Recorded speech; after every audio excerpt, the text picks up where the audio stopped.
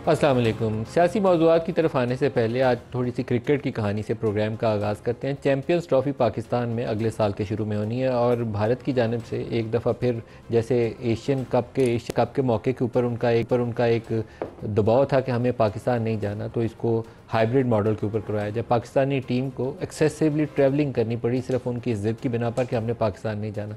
पाकिस्तान में इस वक्त दुनिया जहान की तमाम टीमें आती हैं। अभी इंग्लिश क्रिकेट टीम जो थी वो पाकिस्तान में टेस्ट क्रिकेट खेल के गई है। बाकी सब टीम्स भी पाकिस्तान विज़िट कर रही हैं या मुस्तकबिल करीब में करने वाली हैं। अभी हमने ऑस्ट्रेलिया के ख़िलाफ़ वनडे सीरीज़ जीती है और टीम ने बहुत अच्छा परफॉर्म किया।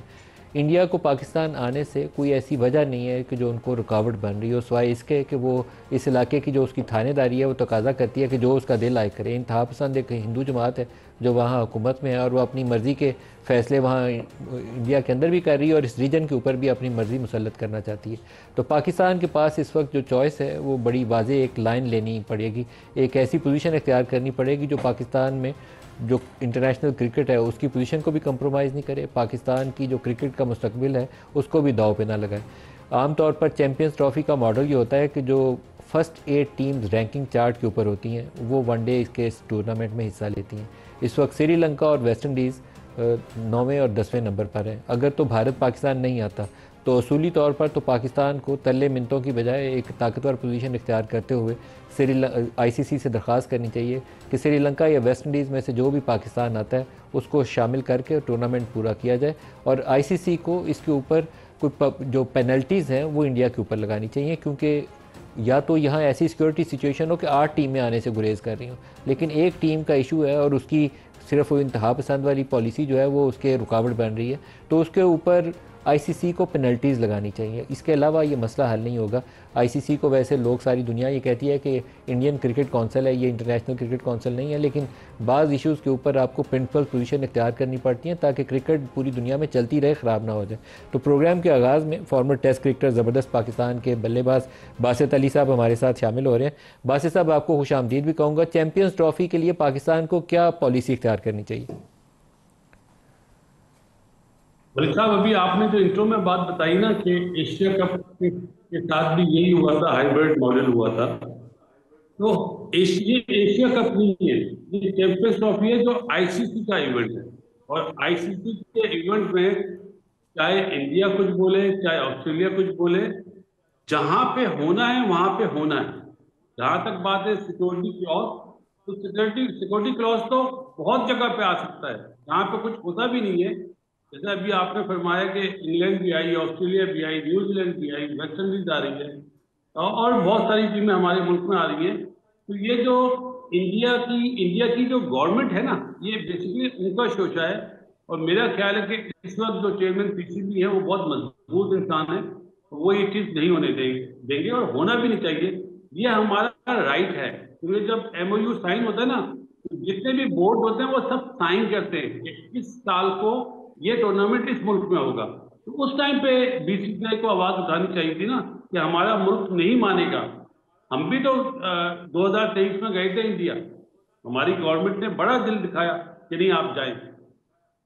खेल में सियासत नहीं आनी चाहिए, जो अनफॉर्चुनेटली इंडियन सरकार जो है वो चीज स्पोर्ट्स में सियासत में गई। तो बासित साहब, आप क्या तजवीज़ करते हैं कि पाकिस्तान आईसीसी को लिखे कि भारत को इसके ऊपर कुछ सज़ा दी जाए, कोई फाइनेंशियल पेनल्टीज उसके ऊपर आयद की जाए? जरूरत ही नहीं है। आप आईसीसी पे छोड़े ना कि आईसीसी का क्या जवाब आता है। देखिए, बीसीसीआई ने आईसीसी को बोला है, बीसीसीआई पीसीबी को नहीं बोलेगा और पीसीबी भी आईसीसी को बोलेगा, नॉट डायरेक्टली बीसीसीआई को बोलेगा। तो जब आईसीसी ने ये बात बोली है तो पीसीबी भी अपना होमवर्क करे और जवाब दे। वो जवाब फिर आईसीसी इंडिया को भेजेगा, बीसीसीआई जो है ना वो इंडियन सरकार को भेजेगी।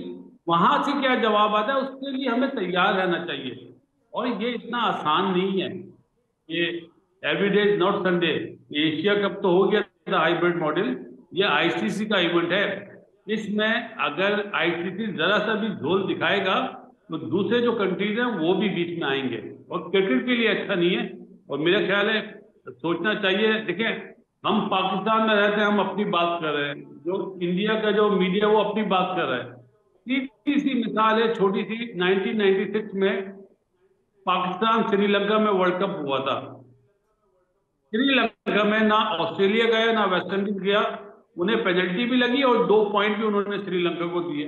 अगर इंडिया नहीं आना चाहता तो लाजमी बात में आईसीसी उन्हें पनिश करेगा ना। ये हमारी हेडिक तो नहीं है, आईसीसी जाने बीसीसीआई जाने, हमें इस चीज में बोलना ही नहीं चाहिए कि आप उन्हें पनिश करें।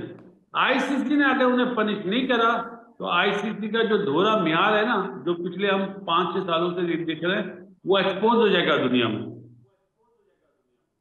पाकिस्तान की पॉलिसी क्या होनी चाहिए, क्योंकि वहाँ इंडिया में आगे वर्ल्ड कप आना है, अगला चैंपियंस ट्रॉफी भी शायद इंडिया में आनी है, तो पाकिस्तान का फिर जवाब क्या होना चाहिए अगर इंडिया नहीं आता? इंडिया नहीं आएगा तो पाकिस्तान भी नहीं जाएगा, सिंपल। इसमें कोई दो राय नहीं। हमारी गवर्नमेंट ने भी मना कर दिया, जैसा करेंगे वैसा भरेंगे। मलिक साहब, ये इस तरह ताली नहीं बजेगी, ताली इस तरह बजेगी।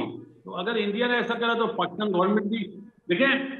अभी हमारी क्रिकेट बहुत सालों बाद दोबारा ऊपर आई है और हम नहीं चाहते कि हमारे मुल्क की क्रिकेट के साथ कोई खेले, और चाहे वो ऑस्ट्रेलिया हो, चाहे इंग्लैंड हो, चाहे इंडिया हो। जी, जो जैसा करेगा वैसा भरेगा, सिंपल वर्ड में बासित अली का ये जवाब है। बासित अली साहब, फॉर्मर टेस्ट क्रिकेटर, हमारे साथ हैं। आपका बहुत शुक्रिया। इस्लामाबाद हमारे साथ हैं बिलाल अजहर कियानी साहब, मुस्तफ़ा नवाज़ खोकर साहब और जरताज गुल साहब। आप सबको खुशामदीद कहता हूँ। बिलाल साहब, आप इस इशू पे, क्रिकेट वाले मामले पे कमेंट करना चाहेंगे कि हमें क्या पोजीशन इख्तियार करनी चाहिए? जी, बिस्मिल्लाहिर्रहमानिर्रहीम। नदीम साहब, बहुत शुक्रिया जी अपने शो में दावत देने का। सबसे पहले तो जी, मैं आपके प्रोग्राम के तवसत से हम अक्सर इस मौजूद पर बात करने का मौका नहीं मिलता, मगर आपने चूँकि मौका फ़राम किया, मुबारकबाद पेश करना चाहूँगा। बैक टू बैक हमारी बड़ी सिग्निफिकेंट सीरीज़ विक्ट्रीज़ हुई हैं जी, और दोनों दफ़ा हमने कम बैक किया। पाकिस्तान में इंग्लैंड के ख़िलाफ़ टेस्ट सीरीज़ विक्ट्री, पहली टेस्ट हारने के बाद ऑस्ट्रेलिया जाके ओडीआई सीरीज़ जीतना, पहला ही ओडीआई हारने के बाद। तो आई थिंक जहाँ पे हमारी टीम्स इतनी तनकीद और प्रेशर का सामना करती हैं, हमें इनको मुबारकबाद, इनको भी, टीम को भी, कोचेस को भी, बोर्ड को देनी चाहिए जी, और इनको इंकरेज करना चाहिए। और आगे इंशाल्लाह हम पूरी उम्मीद है कि T20 सीरीज़ भी अभी ऑस्ट्रेलिया में जो होनी बाकी है वो भी जीतेंगे। देखिए, जहाँ तक इस इशू की बात है, मेरे ख्याल से जी बिल्कुल we should put our foot down. Pakistan is in the right, बिल्कुल पीसीबी हमें ये होस्ट करना चाहिए। इंडिया अगर पुल आउट करता है तो उसके मुताबिक जो भी डैमेजेस बनते हैं वो हमें बिल्कुल क्लेम करने चाहिए। और यहाँ तक मैं कहूँगा कि जी, अगर, क्योंकि मैंने कहीं ये बात भी सुनी कि अगर इंडिया पुल आउट करे तो आईसीसी शायद प्रपोज करे कि वेन्यू चेंज करें, तो मेरे नज़दीक तो जी हमें वो भी आईसीसी को हमें we should even consider legal recourse के वेन्यू भी चेंज ना हो। पाकिस्तान में बनता है, पाकिस्तान में होना चाहिए, इंडिया की वजह से वेन्यू नहीं चेंज होना चाहिए। क्योंकि मैंने ये बात भी शायद सुनी कि कहीं आईसीसी अगर कहीं और वेन्यू ले जाए तो हम बॉयकॉट करें। हमें उस तरफ सोचना ही नहीं चाहिए। पाकिस्तान का बनता है, पाकिस्तान में ही होना चाहिए, और उसके लिए अगर हमें ग्लोबली इसको लीगल चैलेंज करके इसमें डैमेजेस भी क्लेम करने चाहिए तो हमें उस तरफ जाना चाहिए। मुस्तफा साहब, ये कोई तरीका नहीं। आप इस पर कमेंट करेंगे? मलिक साहब, फ्रैंकली मैं कोई क्रिकेट के मामलात में तो बिल्कुल भी एक्सपर्ट नहीं हूँ। सिर्फ इतना पता है, देखा कि अभी 22 साल बाद हम ऑस्ट्रेलिया में वहाँ पर जीते हैं, तो हमारी क्रिकेट टीम को भी मुबारकबाद हो। जहाँ तक ये बाकी मामलात हैं, इनमें नज़र तो यही आ रहा है कि सियासत और दोनों ममालिक के दरमियान जो ताल्लुकात की खराबी है वो डोमिनेट कर रही है, खेल को ख़राब कर रही है। तो खेल का तो स्पिरिट ही बिल्कुल दूसरा है। और कई दफ़ा ऐसा भी होता है कि खेल ही शायद मौजब बन जाए दोनों ममालिक के दरमियान टेम्परेचर को नीचे लाने में, या वो जिस थॉ का हम इंतज़ार कर रहे हैं वो खेल प्रोवाइड कर दे। तो ये जो साइड लाइंस पर इस तरह की चीज़ें होती हैं, उनमें सियासत का अमल दखल नहीं होना चाहिए। इट्स अ गेम और एवरीबॉडी आप क्या तजवीज़ करते हैं इंडियन गवर्नमेंट को, कि इंडियन गवर्नमेंट को अलाउ करना चाहिए अपनी टीम पाकिस्तान भेजना? इंडियन गवर्नमेंट को तो बिल्कुल अलाउ करना चाहिए। पाकिस्तान ने successfully in the last year और सो यहाँ पर इंटरनेशनल टीम्स आई भी हैं, उन्होंने मैचेस खेले भी हैं, सिक्योरिटी इन्वायरमेंट भी ठीक है। तो कोई ऐसा जवाज़ बज़ाहिर तो नज़र नहीं आता कि इंडियंस इसे स्किप करें, और अगर वो स्किप करते हैं तो उनकी तरफ से ज़्यादती होगी। उसके बाद क्या करना चाहिए, मेरे ख्याल से अगर तो आपके शामिल ना होने से जो वहाँ पर मैचेस होंगे, कोई एक दो टीम्स भी आपके साथ मिल जाए तो फिर तो बहुत ही अच्छी बात है। लेकिन कहीं ऐसा ना हो कि वो यहाँ पर आने का फैसला ना करें और बाकी कुछ टीम्स भी बैकआउट कर जाएं, तो वो एक सुबकी होगी। लेकिन ये एक क्रिकेट बोर्ड के लिए आई थिंक एक चैलेंजिंग सिचुएशन है, एंड आई होप कि वो इसको बेहतर तरीके से हैंडल कर लेंगे। जरताज साहब, मेरा वो मुस्तफ़ा नवाज खोकर वाला साहब वाला हाल है। उन्होंने कहा कि ज़्यादा पता नहीं है क्रिकेट में क्या हो रहा है। क्रिकेटर की पार्टी को तो ज़्यादा पता होना चाहिए। नहीं, मुल्क में इस वक्त हम तो गुड़ी बाल खेल रहे हैं। हमारे वो डेरा गाजी खान में उसमें गुड़ी बाल होता है, उसके ना कोई रूल होते हैं ना उसके कोई गुड़ी बाल क्या होता है पहले मुझे भी बताएं। आप कभी आप गूगल कीजिएगा। अच्छा। तो वो उसके कोई खेल के कोई वो नहीं होते, यानी कि न कानून होता है ना उसके अंदर आईन होता है, अपनी मर्जी होती है जिसने गुड़ी बाल को जिधर मार दिया। तो मुल्क के इस वक्त हमारे यहाँ तो सियासत में दिलचस्प मराइल है। जिधर आप लोग मैच एंजॉय कर रहे होंगे, ऑस्ट्रेलिया का मैच देख रहे होंगे, उस वक्त जरताज गुल या मेरी पार्टी हम लोग कहीं पर गाय चोरी के पर्चे में, कहीं पर स्ट्रीट लाइट्स चोरी के पर्चे में, कभी मोटरसाइकिल चोरी के पर्चे में और एक्सरे मशीन चोरी के पर्चे में और राना सनाउल्लाह साहब के घर के हमले के पर्चे में कहीं पर अपनी पेशियां भुगता रहे थे। लेकिन ऑन दी अदर वो मैं यही कह सकती हूँ कि पाकिस्तान के इतना स्टेचर है सियासत में, लेकिन कि हम किसी और चीज़ पे भी कुछ बात करें तो मेरा ख्याल है कि खेल के अंदर सियासत अगर आप बायलैटरल टॉक में भी नहीं हल कर सकते, हमसायों के साथ भी हल नहीं कर सकते। आई होप कि पाकिस्तान की अपनी जो टीम है, हमारा रिकॉर्ड बहुत बड़ा है पुराना, हम मतलब क्रिकेट के अंदर, हम खेलों के अंदर बहुत अच्छे हमारे रिकॉर्ड रहे हैं।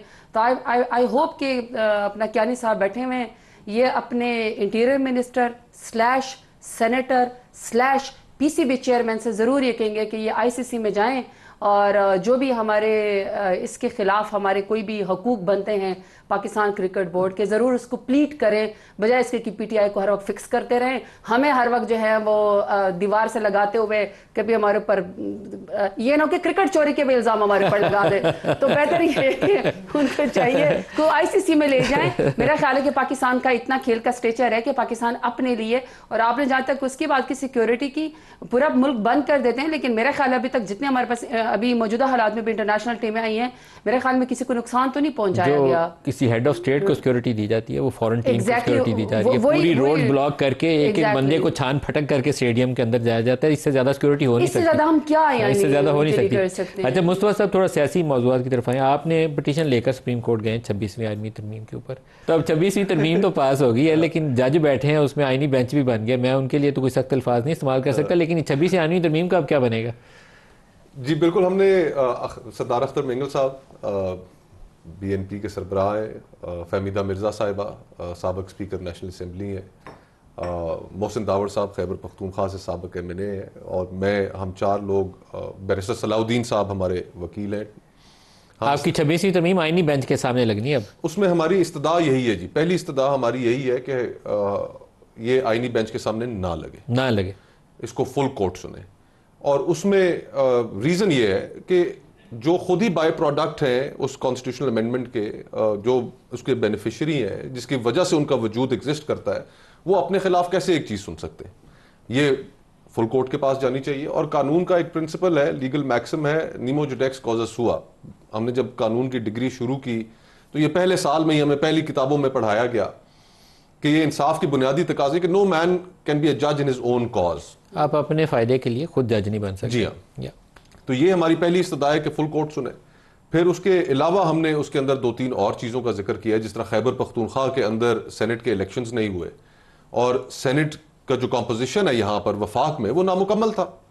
एक सूबे की रिप्रेजेंटेशन आधी है वहाँ पर, 11 सेनेटर्स अगर मुंतखब होकर आते तो शायद हुकूमत ये आईनी तरमीम कराने की पोजीशन में ही ना होती। और फिर उसके साथ साथ हमने ये भी अख्तर मेंगल साहब की जानिब से एक इस्तदा की है कि आप जुडिशल इंक्वायरी करा लें कि क्या मेंबरान कौमी असम्बली और सेनेट, क्या उनसे उनकी मर्जी के मुताबिक उन्हें वोट देने का हक दिया गया जब ये आईनी तरमीम पास कराई जा रही थी? प्रेस कॉन्फ्रेंसेज ऑन रिकॉर्ड पे है, लोगों के घरों पर छापे मारे गए, लोगों के बच्चों को उठाया गया, उनको हरासा किया गया। तो ये आईनी तरमीम कराने का ये तो कोई तरीका नहीं है। उन्हीं दिनों में इस्लामाबाद में गालिबन एजाज चौधरी साहब हैं, PTI के MNA हैं गुजरावाला से, उनके घर के ऊपर जिस तरह हमला हुआ, फिर उनकी बापर्दा घर की खातून थी जिन्होंने प्रेस कॉन्फ्रेंस की, अपने साथ जो बीती उन्होंने बताई। तो प्रेस जो आईनी तरमीम है उसकी एक अलग सैंक्टिटी होती है, उसको आप जितना कंसेंसस से करेंगे। 18वीं तरमीम के वक्त 1 महीने का मौका दिया गया अवामुन नास को कि आप अपनी राय, मुल्क का कोई भी शहरी, अखबारों में इश्तिहार दिए गए कि अपनी राय से आगाह कीजिए ताकि हम एक दफा उसको कंसिडर कर लें। यहां पर आप रात के अंधेरे में आईनी तरमीम पास कराते, एक हाउस के जो अपने प्रोसीजर्स हैं उनको वायलेट करते हैं। और फिर वो तरमीम पास करते हैं जिसके नतीजे में एग्जीक्यूटिव को अब मुकम्मल कंट्रोल हासिल हो गया। आपकी इस दरखास्त के ऊपर सुप्रीम कोर्ट का भी रद्द-ए-अमल, कोई नंबर वगैरह तो लॉट नहीं हुआ आपको? जी अभी इसी हफ्ते हो जाएगा। इसी हफ्ते हो जाएगा। ज़रताज पहले आपसे भी पूछ लें, फिर क्यानी साहब से इसका जवाब लेंगे। 26वीं आइनी तरमीम पाकिस्तान तहरीक इंसाफ के लिए क्या रास्ता होगा आगे बढ़ने का? देखिए, मुल्क के अंदर तो जारी बात है, जो हालात है वो तो ऐसे हैं कि अभी भी हमारे MNAs शिकायत कर रहे हैं जो नहीं मिले उस मौका के ऊपर। कुछ तो ऐसे थे ना हमारी तरफ उठा लिए गए, जेल भी भेज दिया गया, डेरा गाजी खान जेल मुझे भेज दिया गया, लेकिन उसके बाद हमने तो अपनी पार्टी का साथ नहीं छोड़ना था। कुछ लोगों के बच्चों को मारा पीटा गया, किसी की औलाद की जो है, जैसे फयाज हुसैन चजड़ा साहब हैं हमारे कोटादू से, मुजफ्फरगढ़ से, उनके बच्चे के 16-17 साल के बच्चे की जो वीडियो थी टॉर्चर करके उनकी वालदा को उनकी चीखें सुनाई वीडियो कॉल पे दी जाती थी। फिर 100 साल जैसे इसी तरह एजाज चौधरी साहब है, उनके बड़े भाई हमारे साथ वो MNA हैं, उनकी 100 साल वालदा साहिबा के ऊपर तशद्दुद किया गया। वो मसला ये हुआ कि या सादुल्ला बलोच है, उनकी वालदा को, बहन को, बेटी को, खाला को और घर में 2 काम करने वाली बच्चियों को उठाया गया और कहा कि जब तक सादुल्ला बलोच नहीं आएगा हम आपको नहीं छोड़ेंगे। एक तो ये कि हजारी बातें, वो जो तरीक़ेकार अडॉप्ट किया गया, अगर आप नेशनल कॉज के अंदर, नेशनल इंटरेस्ट में 18वीं आईनी तरमीम के ऊपर हर कोई बड़ी वो करता है कि कहते हैं कि ये जी हमने बड़ा अच्छा ये फैसला किया था, हमने NFC अवार्ड किया, हमने सूबों को इंडिपेंडेंट किया, आवाम से हमने राब्ता किया। ये अजीब आईनी तरमीम थे कि इसका प्रोसेस ऐसा अडॉप्ट किया गया कि जिसमें न बनाने वालों को पता था, न पेश करने वालों को पता था। अनफॉर्चुनेटली जब लोगों से 26वीं आईनी तरमीम कराई गई तो वो गुस्सा अभी तक भी इतना है कि हमारे लोग MNAs अभी भी अपने हल्के इलाकों में जाते हैं तो वो पिछला गुस्सा अभी तक उनके ऊपर है कि भाई आपने चूंकि इसमें कांटेक्ट नहीं किया या आपने हमारे फोन कॉल नहीं उठाई। अभी जावेद हमारे वड़ाई साहब है, रहीम खान से अभी तक उनको अपने घर नहीं जाने दिया जा रहा, ख्वाजा शिराज साहब को उस दिन उठाया गया, तो हम अभी तक वो कॉन्सिक्वेंसेस भुगत रहे हैं। तो जो चीज़ आपके फंडामेंटल राइट से कॉन्ट्रडिक्ट करती है या जो तरीक़ेकार आपने अडॉप्ट किया, नेशनल टीवी था इनके पास, क्यानी साहब की पार्टी के पास नेशनल टीवी था, वज़ीर आज़म साहब आते पाकिस्तान के सारे अवाम को बताते कि इस 26वीं आईनी तरमीम का आपको क्या फ़ायदा है, लेकिन अनफॉर्चुनेटली कुछ नहीं बताया। हम अपोजिशन है, आप हमें कहते हैं कि हम आपके ऊपर इतराज़ पर एतराज़ करते हैं, लेकिन इंटरनेशनल कमीशन फॉर जूरिस्ट जिसके अंदर 60 के करीब जजेस हैं, जिसके अंदर इंटरनेशनल लॉयर हैं, वो ये कहते हैं कि आपने एक ऐसी पार्लियामेंट के अंदर जुडिशरी को दे दिया जो खुद एक्चुअली फॉर्म 47 की पैदावार है, और आपने जो तरीक़ेकार अडॉप्ट किया, आपने किसी से आपने मुसव्वदा नहीं शेयर किया। ये आगे बढ़ने के लिए आपने कहा, मुझे तो हम 26वीं आईनी तरमीम को रो रहे हैं, उसके तरीक़ेकार पे रो रहे हैं। मुझे तो मलिक साहब ये डर है कि जिस तरह का इनका वो जो कहते हैं ना कि इनके पास जो हथियार आ गया है, जो बेशर्मी की सारे हदें ख़त्म हो गई हैं माएँ बहनें बेटियाँ उठा के, मुझे ये डर है कि ये अगली तरमीम लेकर आएंगे और उसके अंदर जो इनके ज़बरदस्ती के इस वक्त 214 अरकान हैं, 214 अरकान के अपनी मर्जी के 214 जजेस लगा दिए जाएंगे कि भाई मेरी मर्जी, मेरा फैसला, मेरा बेंच, मेरा जज। मुझे तो अब ये डर लग गया कि इस कदर ही जुडिशरी के पीछे पड़ गए कि कहीं कोई इंडिपेंडेंट फैसला ना हो जाए, कहीं किसी को कोई रूल ऑफ लॉ के तक इंसाफ नहीं, यानी मेरा जज, मेरा इंसाफ, मेरी मर्जी। नहीं तो 214 अरकान के लिए कोरा आईनी तरमीम पास करा के लोगों की माएँ बहनें बात करके ये यकीनन अपनी मर्जी के 214 जजेस भी लगा सकते हैं। बाज़ इश्यूज काफ़ी मुतनाज़ा हैं। मतलब 26वीं आईनी तरमीम के अंदर आपने जुडिशल कमीशन को ये इख्तियार दिया है जहाँ पर हुकूमत बैठ के फैसला करेगी कि बेंच, आईनी बेंच के अंदर कौन कौन से जज शामिल होंगे, और ये इतना मुतनाज़ा है कि सुप्रीम कोर्ट जिस दिन भी फुल कोर्ट बैठेगी, लाइव टीवी पे दिखाइए तो कोई जज भी शायद इसके हक में बोल ना सके, लेकिन आपने बैठ के वो तरीक़ाकार उस पास कर दी तरमीम। आपने अभी आईनी बेंच बनाया ना, उसमें आपके 8 जो वोट निकले हैं, 7 वोट आपके, हमारे नहीं थे, 7 आपके, 7 ने कुल वोट किया, 7 हमारे, 7 आपके वोट है ना, 7 एक फैसले के हक में है, 7 एक फैसले के हक में, जिसमें हमारा वोट भी शामिल था, जिसमें आपके लोग भी शामिल है, सियासी लोग बैठे हैं ना, तो सियासी लोग बैठ के उस बेंच का फैसला करेंगे जहां आईनी पिटीशन लगनी है। चलें, बिस्मिल्लाह। एक तो जी देखिए नदीम साहब, बात ये कि सबसे पहले मैं ज़रा क्रिकेट के मामले पे एक नुक्ता ज़रूर ऐड करना चाहूँगा कि आपने इनके रिसेंटली SCO समिट पे एक्सटर्नल अफेयर्स मिनिस्टर आए हैं इंडिया के, तो if it is safe enough for India's external affairs minister to come to Pakistan, it is safe enough for India, and I think ये भी हमारी एक मौक़िफ़ होना चाहिए। इसलिए ये MLF-ID वाज़े है, ये सियासी फ़ैसला है और इसके ऊपर हमें खड़ा रहना चाहिए। अब देखिए इस फैसले पे अब आ जाइए, जुडिशल कमीशन ऑफ पाकिस्तान की कॉम्पोजिशन जो है उसके अंदर पार्लियामेंट्री रिप्रेजेंटेशन डाली गई है, ट्रेजरी की भी, अपोजिशन की भी, और हुकूमती अगर आप अरकान डाल दें, मैं आप देखिए उसके अंदर आप बिल्कुल से अटॉर्नी जनरल हैं, लॉ मिनिस्टर हैं, और 2 आपके ट्रेजरी के मेंबरान हैं, उसके अलावा एक आप उसको भी बेशक गिन लें जो स्पीकर साहब नॉमिनेट करते हैं एक खातून या माइनॉरिटी को। बाहर का भी बंदा नहीं देखिए, लॉ मिनिस्टर की मर्जी के बगैर बाहर का बंदा इधर से उधर होता है। नहीं देखिए, ये तो फिर एक आप कह दें कि किसी भी बंदे की इंडिपेंडेंस नहीं है। चलें बाहर को भी कर लें, वो भी 6 है। देखिए वोट तो 7 पड़े ना, वो तो 7 पड़े उसके, तो देखिए सातवां वोट उनका पड़ा है जो खुद बेंच को अब हेड कर रहे हैं। देखिए मगर at the end of the day judicial commission of Pakistan को आज भी चीफ जस्टिस हेड कर रहे हैं, उसके अंदर सबसे बड़ा ब्लॉक आज भी सुप्रीम कोर्ट के 5 जजेस का है।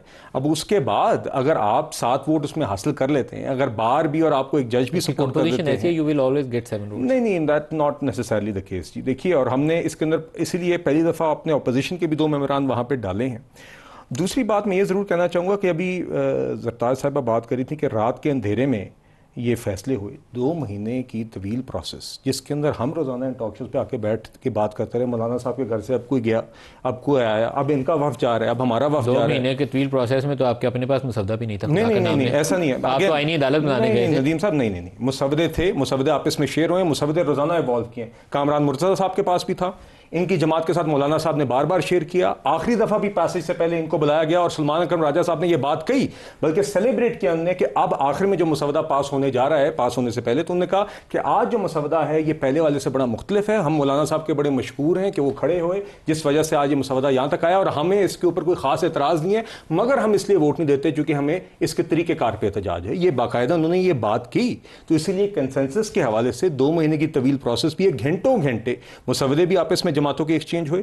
ना सिर्फ मौलाना साहब के घर में बैठकें हुई, बिलावल हाउस में बैठकें हुई, जाती उम्रा में मुलाकात हुई, पीटीआई भी मौलाना साहब से मिलती रही, पार्लियामेंट के अंदर स्पेशल पार्लियामेंट्री कमेटी के अंदर भी इसके ऊपर डिबेट हुई, और उसके बाद एक डॉक्यूमेंट जिसके ऊपर पीटीआई के पास भी टेक्निकली कोई एतराज नहीं था ऑन द डॉक्यूमेंट इटसेल्फ, वो 2/3 अक्सरियत से पार्लियामेंट में पास हुआ है। और वो भी उठाने पड़े जी नहीं, देखिए उसके ऊपर भी सुन लीजिए, जहां तक उठाने की बात है तो उन्होंने खुद शो कॉज नोटिस दिए हैं अपने मेंबरान को। और दूसरी बात, इनका कोई आपने क्यों उठाए? नहीं देखिए, उठाने, मैं कह रहा हूं, मैं आपको उठाने के क्लेम के ऊपर ये जवाब दे रहा हूं कि उन्होंने फिर या तो शो कॉज नोटिस ना दें। देखिए ना, आपके ख्याल में आपने नहीं उठाया? अगर इनकी जमात के लोगों के साथ इतनी ज्यादती हुई है तो फिर शो कॉज नोटिस उनको क्यों इशू कर रहे हैं? खुद चल के आए वो, आपने नहीं उठाए। दूसरी बात है, उनका वोट भी हमने नहीं इस्तेमाल किया। या तो आपका क्लेम हो, नहीं उनका देखिए, इनके 4 आजाद मेंबरान ने हमें वोट किया, उसके अलावा पीटीआई बाकी आपके रिजर्व में पड़े हुए थे। वो तो चलें, अब आप जो मर्जी फैसल वार्डर साहब कहते हैं कि डिग्गी में डाल के रखे। हमने बिल्कुल लोगों को, मेंबरान को कायल करने की जरूर कोशिश की, हमने बिल्कुल दलील भी दी। किसको कोशिश? नहीं देखिए, वो तो अब हमारी पॉलिटिकल स्ट्रेटजी का हिस्सा था। मगर आज अगर आप ये कहें कि उन लोगों के सरों पे जिनके ऊपर ये कहना चाह रहे हैं कि आज ये तरमीम पास हुई है, हरगिज नहीं। हमने बिल्कुल जेयूआईएफ बंदे उठा के जेयूआई को बोला कि वोट डालने तो डालो, नहीं तो हमने यार और क्या रखे हुए। देखिए, तो अगर उठाने वाले तो दावे तो करने में तो जी 100 दफा ये दावे करते हैं, मगर फिर इनके अपने या तो ये शो कॉज नोटिस ना दें। किस चीज के शो कॉज नोटिस? लोटे हुए ना जिनको नोटिस दिया। तो कहने का मकसद ये जी 2/3 अक्सरियत के साथ ये दोनों हाउसेज से पास हुआ। 63A की एक भी डिफेक्शन इन्वोक नहीं की गई। सेनेट में आप चले, मेंगल साहब ने अपने मेंबर्स को कहा, उन मेंबर्स ने भी अपना मौकफ दे दिया। मगर पीटीआई के किसी भी मेंबर को जो इनके स्ट्रेंथ पे था असेंबली में, सेनेट में या असेंबली में, उसके वोट के बगैर ही हमने नंबर्स पूरे किए और उन्हीं से ये तरमीम पास। ब्रेक ले लेंगे, हमारे साथ रहिएगा।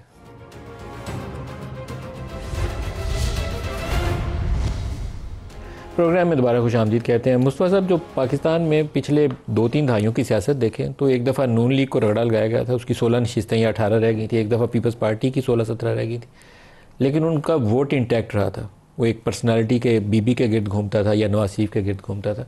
अभी नवाज शरीफ ने, बल्कि जो प्रो इस्टेब्लिशमेंट उनका एक नया फिनोमिना सामने आया, वो वोट को इज़्ज़त दो के नारे के बाद, उसमें उनका वोट ख़राब हो गया। इमरान खान को किसी और मुकदमे में 6 दफ़ा सज़ा हो जाए, आई थिंक 190 मिलियन वाली सज़ा उनकी करीब है। तोशाखाना 2 का केस उनका लगा हुआ है, लेकिन वहाँ बुशरा बीबी की ज़मानत हो गई है, वहाँ मेरे ख्याल में अब जान नहीं होगी, शायद इमरान की भी ज़मानत हो जाए कल ही आई थिंक केस लगा हुआ। लेकिन पीटीआई का मुस्तकबिल मुझे डामाडोल नज़र आता है। जलसे में भी देखें तो केपी से वो बंदा मोबिलाइज कर लेते हैं, लेकिन डायरेक्शनलेस पार्टी नज़र आती है मुझे। इसमें कोई शक नहीं है मलिक साहब कि जो केडर है इमरान खान साहब के बाद और वर्कर तक, वो जो बीच वाला सारा केडर है, वो सारा का सारा काफ़ी हद तक इनफेक्टिव हो चुका है। लोग शायद कुछ उसके अंदर कॉम्प्रोमाइज भी हैं, लेकिन लोग जेलों में भी पड़े। वोटर अभी तक उनके साथ। थोड़ा सा एक पीटीआई के लोगों के मुताल्लिक अगर मैं सवाल कर सकूं, एक वो लोग होते हैं जो पैसा लेके बिक जाते हैं, और कुछ वो हैं जो, अब जरताज के ऊपर 100 केस है, अभी वो ब्रेक में भी उतारी थी कि 302 का भी इन पे मुकदमा हुआ है। तो बंदा कितनी देर बर्दाश्त कर सकता है? मतलब मैं तो इन चीज़ों का आदी नहीं हूँ, अगर मुझे भुगतना पड़े तो 2, 4, 5, 6 दिन जाके मैं कहूँगा यार लेकिन मलिक साहब फिर भी देखें, सियासी जमातें इस तरह कभी ख़त्म नहीं होती। सियासी जमातों के लोग टूट जाएंगे लेकिन वोटर अभी भी इनका इंटैक्ट है। 8 फरवरी को हमने देख लिया कि लोगों ने बैंगन, टमाटर और किस तरह के निशानात थे सबको ढूंढ, और हमारे जैसे इलिटरेट मुल्क में कि जहां पे वोटर को ये निशान समझाना बड़ा मुश्किल होता है, और जिस दिन ये फैसला किया गया था कि इनसे इनका बल्ले का निशान ले लिया जाए, very controversial decision itself was very very controversial. लेकिन मैं इसमें अपनी कमफहमी को भी तस्लीम करता हूं कि हम समझे कि यार कि अब इलेक्शन तो इनके लिए बड़ा मुश्किल हो जाएगा, लेकिन वोटर ने फिर भी इनका साथ दिया। अभी पार्टी के अंदर इनकी मुझे फैक्शनलिज्म भी बहुत नजर आता है। लोग 2-2, 3-3, 4-4 के धड़ों में बटे हुए हैं, कोई डायरेक्शन नहीं है। सब लोग दूसरे पे इल्जाम आयद कर रहे हैं, जिससे मिल जाए दूसरों पे इल्जाम, और बड़ा टॉक्सिक सा एक कल्चर हो गया कि जिसमें हर किसी के ऊपर एक शक भी किया जाता है। लेकिन इसमें एक और भी सवाल पैदा होता है मलिक साहब कि हमारे यहाँ जमातों के अंदर अमूमन कभी कोई और लीडरशिप तैयार नहीं होने दी जाती। सेकंड टियर तो है ही नहीं, सेकंड टियर तो होता ही नहीं है। अब देखिए, पंजाब जब इमरान खान साहब को हुकूमत मिली तो पंजाब के अंदर चीफ वजीर आला पंजाब एक बहुत ही अहम ओहदा था, 12 करोड़ का सूबा है। With all due respect to Buzdar साहब एक MPA जरूर थे, सियासतदान है, मेरे लिए बड़ा एहतराम है उनके लिए, लेकिन वजीर आला पंजाब नहीं बनाया जा सकता था उन्हें। मेरे ख्याल में इमरान खान की जो इसी मकसद के तहत जिसके सबब इमरान खान जेल पड़ा हुआ है, उनमें से एक का नाम बुज़दार है। और फिर खैबर पख्तूनख्वा में महमूद खान साहब, आई मीन ये दोनों हजरात बड़े अच्छे लोग होंगे, अब मुझे उस पर कोई नहीं, लेकिन एक पर्पस यही नजर आया कि कोई ऐसा स्ट्रांग आदमी ना बनाया जाए कि जो बाद में उठकर कभी कोई चैलेंज भी दे सके। अब आज नतीजा ये है कि आपकी पार्टी के अंदर कोई डायरेक्शन नहीं है, लोगों को नहीं पता कि किसको फॉलो करना है। जैसे ही इमरान खान को उनके साथ राब्ते खत्म किए गए तो they were like a headless chicken, इनको कोई अंदाजा नहीं था कि क्या करना है। तो अब भी लेकिन जो जिससे एक सख्त पीरियड से ये तहरीक इंसाफ के हमारे दोस्त गुजर रहे हैं, हमदर्दी है इनके साथ, और आई होप कि ये जो हमारे दाएं जानिब बैठे हुए ये थोड़ा सा रियलाइज करेंगे कि ये दायरों का सफर है। खुद अपने माजी से सीखें जो कुछ इनके साथ हुआ था, और ये तारीख का पहिया एक दफा घूमना है। अगर मुल्क की तारीख को सामने रखें, और ये घूमा है, जिस तरह इनके लिए घूमा था इनके लिए भी घूमेगा, और ऐसे इतनी इस नहज तक मामलात ना लेके जाएं कि लोग अंदर से उबल रहे हों। देखें, घरों की चादर और चार दीवारी का तकद्दुस बड़ी मुश्किल से लोग बर्दाश्त करते हैं, ये बात सही है। तो ये इतने गहरे जख्म मत छोड़ के जाएं कि वो फिर बाद में भरे ना जा सके। कैनी साहब, आपकी जमात ने पहले मुशर्रफ के दौर में भुगता था और दूसरी दफ़ा इमरान खान के दौर में भुगता था, राना सनाउल्लाह के साथ, हनीफ अब्बासी के साथ, आपकी पार्टी के शाहिद खकान हो, बेशुमार और लोग हों, ख्वाजा साद हों, जो कुछ उनके साथ किया गया था। आप लोगों को आगे बढ़ना चाहिए था, आप आगे नहीं गए, आप 100 कदम और पीछे चले गए। नईम साहब, ये बताइए, देखिए, एक तो जराइम हो नाव में जैसे, उसके अंदर क्या करें कि क्या इनको छोड़ दें? और दूसरी बात, जहाँ तक सियासी डायलॉग की बात है, हम तो उस तरह की विक्टिमाइजेशन में बिलीव नहीं करते जो इमरान खान साहब ने शौक से की, और ढिंडोरा पीट के, और अमेरिका जाके भी उन्होंने कहा कि मैं इनको रुलाऊंगा। ये आपको याद है उनका? जरताज गुल ने 9 मई को कहाँ हमला किया था? नहीं, देखिए, 9 मई के दिन इनकी पूरी जमात बाहर निकली हुई थी, इनके लोग आपको सामने नजर आए जगह जगह, और पूरी एक ही जमात आपको एक मंसूबे के तहत पूरे पाकिस्तान में नजर आई। जिसकी इन्वॉल्वमेंट हो ना GHQ पे अटैक करने की, या जिसकी इन्वॉल्वमेंट हो कोर कमांडर हाउस को आग लगाने की, या किला चकदर्रा के ऊपर चढ़ दौड़ने की, जी। वो एक कैटेगरी है, आपको आइडेंटिफाई कर लेनी चाहिए और उनको सजा के अमल से ट्रांसपेरेंटली गुजारना चाहिए, ट्रांसपेरेंटली। लेकिन यहाँ तो हाल ये है कि 26वीं आईनी तरमीम आती है, कोई जलसा आता है, कोई पिंडी का जलसा है, कोई लाहौर है, पूरी पार्टी के ऊपर लड़ाई शुरू हो जाती है। नंबर 1 9 मई आपको उससे आगे चलना चाहिए। नहीं, देखिए, एक तो नंबर 1 9 मई के ऊपर उसी एक्सपीडियंसी के साथ फैसले हो जाने चाहिए थे। जुडिशरी के ऊपर यह सवाल बनता है जिस तरीके से UK राइट्स के हुए, और ये जुडिशरी पर सवाल है, तहकीकात करके सारों के ऊपर केस एस्टैब्लिश किए। नहीं, बिल्कुल, देखिए, ये जुडिशरी वहां पे हफ्ते के अंदर 3 सालों की कन्विक्शंस हुई हैं। ये जुडिशरी के ऊपर भी सवाल बनता है, बिल्कुल बनता है। इतने संगीन जराइम हो, इसके ऊपर आप ना चलें। देखिए, दूसरी बात यह है, जहां तक पॉलिटिकल डायलॉग की बात है, हमने वो काम नहीं किया इमरान खान वाले। जो इमरान खान जब वज़ीर आज़म मुसल्लत होते तो उन्होंने कहा था मैं अपोजिशन लीडर से हाथ नहीं मिलाऊंगा। बालाकोट का हमला होता, उन्होंने कहा था मैं उस कमरे में नहीं बैठूंगा जिसमें शहबाज शरीफ बैठता है, इसीलिए इमरान जेल में। नहीं, और हमने क्या किया? शहबाज शरीफ साहब ने आते ही कहा कि मैं मुफाहमत का हाथ इनके साथ बढ़ाता हूं। इन्होंने कहा जी, इमरान खान साहब ने कहा मैंने बात ही सिर्फ एस्टैब्लिशमेंट से करनी, मैंने किसी सियासी जमात से बात नहीं करनी। एक जमात जिसका सियासी रवैया ना हो, जिसका जमहूरी रवैया ना हो, जो बात ना करना चाहती हो, जो सिर्फ एनआरकी फैलाना चाहती हो, जिसको अगर एक एग्जीक्यूटिव की सीट खैबर पख्तूनख्वा में मिले और उधर वो अली अमीन गंडापुर जैसा शख्स मुसल्लत करे एक ही काम के साथ कि तुम उधर मचाए रखो, तबाही मचाए रखो, गवर्नेंस से तुम्हारा कोई काम नहीं है, तो ये भी नहीं हो सकता कि इस तरह की जमात के साथ बार बार आप हाथ बढ़ाते रहें और बार बार आप पूरी पार्टी का उसके ऊपर इल्जाम ये अली मीन के ऊपर कि वो मिला हुआ एस्टैब्लिशमेंट के साथ। सर मगर खान साहब नहीं लगाया, चलें तो खान साहब नहीं लगाया हुआ ना उनको, उन्होंने लगाया। इनकी जमात में भी बेहतर लोग मौजूद हैं। इनकी जमात में मैं मेरे साथ पार्लियामेंट में इनके कॉलीग्स होते हैं, हम स्टैंडिंग कमेटीज में देखते हैं, इन खैबर पख्तूनख्वा से ताल्लुक रखने वाले बेहतर लोग मौजूद हैं। खान साहब ने एक मखसूस मकसद के लिए, क्योंकि इससे ज्यादा बदमाशी कोई नहीं कर सकता, तो उसने कहा जी यही बंदा ठीक है, इसी ने डंडे उठाने आप जो काम कर रहे हैं वो भी जस्टिफाइबल नहीं। देखिए मैं आपसे फिर कहता हूं कि नाव में हो कोई भी जुर्म हो, जो शख्स मुजरिम है उसकी आज तक सजा हो जानी चाहिए थी, ना होना चार्जशीट है। जो शख्स भी इनोसेंट है उसको बिल्कुल आज़ाद होना चाहिए। ज़रताज, जो अभी जलसा था उसमें झंडा अमेरिका का नज़र आया, मुझे पता नहीं आप लोगों की ट्रंप के साथ क्यों इतनी लगाव है या उम्मीदें वाबस्ता हैं। आमतौर पर अमेरिकी फॉरेन पॉलिसी अपने मफादात से हटके नहीं चलती, उसका मफाद जुड़ेगा आपके साथ तो आपके साथ चलेगा, नहीं तो नहीं चलेगा। तो ये झंडा वंडा क्यों नज़र आया आपकी रैली में? अच्छा मलिक साहब, एक तो बहुत सारी बातें होगी, प्लीज़ लेट मी रिस्पॉन्ड। सबसे पहले तो ये कि क्यानी साहब ने कहा कि जी आपने 9 मई को पता नहीं पाकिस्तान तोड़ा या आईन तोड़ा और उसकी सज़ा मिलनी चाहिए जब आप GHQ गए, फलानी जगह गए। मेरा ख्याल है कि 90 दिन में जब इस मुल्क के अंदर कॉन्स्टिट्यूशन के अंदर है कि आपने इलेक्शन करवाना होता है, जब आपने साल 1.5 साल अपने निगरान वज़ीर आला को, जो कोई आपका बगल बच्चा था कोई आपका अच्छा बच्चा था, जब आपने उसके ज़रिए पंजाब के अंदर पाकिस्तान के अंदर हुकूमत की 1.5 साल तक आपने आइन को पामाल किया, उनको भी सज़ा मिलनी चाहिए। दूसरा, जो लोग कैंट के अंदर मौजूद थे या कहीं पर मौजूद थे, आप वैसे भी चाहते हैं, इनकी ये लोग PMLN चाहती है कि सिविलियंस का आर्मी ट्रायल होना चाहिए। ये बात याद रखिएगा कि जो वहाँ मौजूद था, हथियार हमारे पास नहीं थे, हमारे पास कोई हथियार ये दिखा दे किसी फुटेज के अंदर, लेकिन उसमें डॉक्टर यास्मीन राशिद भी मौजूद है जिसको आप 1.5 साल से जमानत भी नहीं होने दे रहे। उसके अंदर हमारा वो वर्कर भी मौजूद है जिसको आपने कैंट से उठाया, वो 1.5 साल सजा काट चुका है।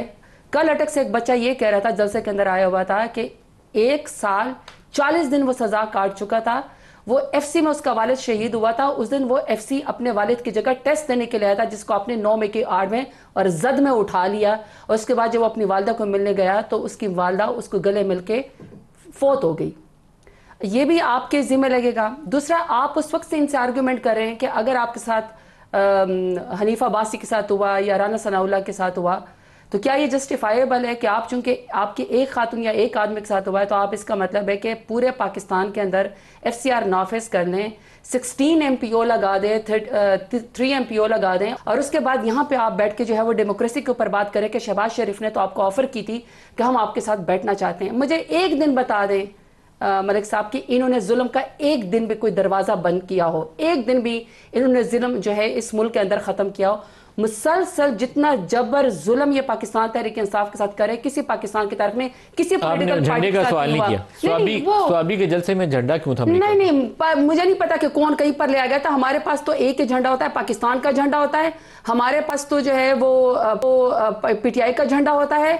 इतनी पुरअमन हमारी जमात है, और टीवी पे कोई उठा के लिया होगा, कोई होगा उसको उसकी वो कर लेते हैं। ट्रंप से क्यों उम्मीदें जुड़ गई? नहीं, उम्मीदें हमने नहीं जोड़ी। देखिए, आई एम सॉरी, ये फिर लंबी डिबेट हो जाएगी। हमारा जीना मरना पाकिस्तान के अंदर है। मेरे लीडर इमरान खान कह चुका है कि हम अपने इंसाफ का दरवाजा इधर ही खटखटाएंगे, हम किसी और मुल्क की तरफ नहीं देखेंगे। हाँ, किसी ने उम्मीद लगाई, किसी ने इलेक्शन के ऊपर नजर रखी, विद ड्यू रिस्पेक्ट, वो PMLN थी, जिन्होंने VPN के जरिए ट्विटर अकाउंट पे जाके शहबाज शरीफ साहब ने उनको मुबारकबाद दी, जिसके ऊपर कम्युनिटी नोट लग गया कि आप तो खुद अनइलेक्टेड है, आप सिलेक्टेड है फॉर्म 47, आप एक इलेक्टेड प्रेसिडेंट को मुबारकबाद नहीं दे सकते। इनके एहसन इकबाल साहब, इनके बहुत सारे लोग जो मिनिस्टर्स हैं, वो धड़ाधड़ अपनी ट्वीट्स डिलीट करते रहे। इनको खौफ होगा, इनकी उम्मीद होगी। हमारी उम्मीद सिर्फ और सिर्फ जो है वो पाकिस्तान से है। दूसरा जो है, आपने लास्ट पे इन्होंने कहा कि जी हमने तो इनकी पार्टी से मुसवदे भी शेयर किए थे। आई एम सॉरी मलिक साहब, वो मुसवदे नहीं थे, वो नुस्खे थे। वो नुस्खे ऐसे थे कि मुस्तफ़ा नवाज को एक और कागज़ पकड़ा देते थे, हमें एक और कागज़ पकड़ा देते थे, अपने अरकान को और कागज़ पकड़ा देते थे, क्योंकि इनको खुद सर पैर मालूम नहीं था कि इन्होंने उसके अंदर करना क्या है, ये किस किस्म की आइन को तरमीम करना चाहते हैं, क्या ट्विस्ट करना चाहते हैं। अब उसके ऊपर आप खुश हो रहे हैं कि हमने तरमीम कर ली और 4 जो हैं इनके लोग जो थे वो लोटे बने या इनको वोट दिया वो इंडिपेंडेंट थे। सबसे पहले तो इनको मुबारक हो, आर्टिकल 63 में इन्होंने लिटोक्रेसी को लेजिटिमेट कर दिया। कहते हैं नाम किसी और के नाम पे वोट लो, आओ आके किसी के बाथरूम का लोटा बन जाओ, किसी की बाल्टी बन जाओ, ये इनको मुबारक हो, ये इनकी सियासत है, कल को इनको ही ये गले पड़ेगी। ये जो 4 लोग हैं ना, ये हमारे नाम पे, इमरान खान के नाम पे वोट लेकर आए थे। आखिरी जो मुस्तफ़ा नवाज खोकर साहब ने बात की, आपने कहा कि हमारी पार्टी के साथ चूंकि एक लीडर अंदर बैठा हुआ है। देखिए मैं आपको बताऊं, नजरिए कभी नहीं खत्म होते। कदगन लगा देने से, जेल कर देने से, पाबंद सलासल करने से नजरिए खत्म नहीं होते। मेरे लीडर इमरान खान का वोट बैंक बड़ा है। इतनी सख्ती अगर किसी और पॉलिटिकल पार्टी पे होती है, ऑन रिकॉर्ड मैं आपको कह रही हूँ, ये नाई के अकामे के ऊपर, चपरासी के अकामे के ऊपर दुबई, जद्दा, लंदन भाग चुके होते हैं। हमारा जीना मरना, हमारी सियासत पाकिस्तान तहरीक इंसाफ की यहीं पर है। हम तो बर्दाश्त कर रहे हैं। अगर आपने बर्दाश्त करना ना, हम सोल्टी से, तो मलिक साहब क्यों नहीं हम स्मोक के ऊपर बात करते? Why don't we talk? इस वक्त कितना पूरा लाहौर, पूरा पंजाब इस वक्त पोल्यूटेड है। इस वक्त स्मोक की वजह से बाकायदा जो है वो एक्सीडेंट हो रहे हैं, लोग मर रहे हैं, अनब्रीदेबल उसकी स्पेस है। वो आगे ये एस्थमा की प्रॉब्लम्स है ना, वो पूरे पंजाब को इस वक्त बॉदर कर रहे हैं उसके ऊपर। और इस वक्त ये लोग पंजाब को छोड़ के क्यों बाहर चले गए हैं? फिर कहते 40 साल से हमारी हुकूमतें अपने ढंग का एक अस्पताल ही लोग क्यों नहीं बना सके? फिर ये कह रहे थे हम सरप्लस में जाएंगे। 150 अरब का ये ऑलरेडी लॉस कर चुके हैं। अच्छा, दोबारा इस टॉपिक के ऊपर ही मुस्तफा साहब, जो ट्रंप का आना है वो पाकिस्तान तहरीक इंसाफ के जो ओवरसीज़ पाकिस्तानी हैं वो बड़े अच्छे एक्टिव हैं और वेल कनेक्टेड भी हैं। मुझे लगता है कि आइंदा आने वाले दिनों में एक फिनोमेना बहरहाल ज़रूर होगा और पाकिस्तान उसको कैसे आगे लेके चलेगा ये मुझे पता नहीं है। जहाँ उनका इवेंट हुआ करेगा रिपब्लिकन्स का, या उनके वो स्टेट डिपार्टमेंट के लोग प्रेस टॉक करते हैं, तो वहाँ पे भी पहुँच जाते हैं पाकिस्तान तहरीक इंसाफ के जो एक्टिविस्ट हैं। वहाँ वो सवाल उठाएंगे और सवाल के जवाब में जितनी दफ़ा वहाँ से इशू मेंशन किया जाएगा उतने दिन ये खबर बना करेगी। And it is going to create a situation here. तो यहाँ उसको या तो इमरान के साथ कोई पहले बंदा अरेंजमेंट कर ले या उसको सजा दे दे। इनके पास आर्गूमेंट निकला है। 190 मिलियन वाला केस है जो which is going to bother you.